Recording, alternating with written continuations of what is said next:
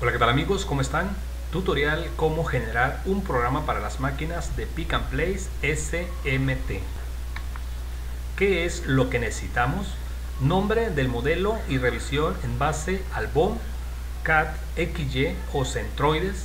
El BOM, el CAT y el BOM son archivos electrónicos o digitales PCB, es decir, una placa física con su revisión actualizada en base al BOM. Dimensiones del PCB, es decir, largo, ancho y thickness. Datos de los fiduciales, coordenadas, diámetro y shape.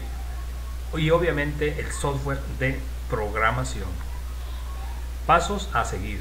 Crear una base de datos para las librerías. Creación o actualización de base de datos de los nozzles o boquillas. Creación o actualización de base de datos de los feeders o alimentadores. Crear un producto o sesión con el nombre del modelo y revisión en base al BOM. Crear una línea virtual. Esta línea virtual debe ser la misma que la que está en el piso de producción. Importar archivos. Asignar partes. Corrección de errores en partes no asignadas. Balanceo u optimización. Verificación de errores y corrección si es necesario. Cycle times.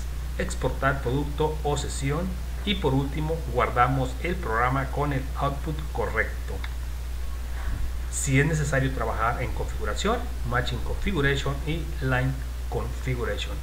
Ahí les dejo esta información, espero sea de su utilidad. Si así lo es, suscríbanse al canal, activen la campanita, compartan con sus amistades, manden sus comentarios y regálenos un like. Hasta el próximo video, que Diosito me los bendiga.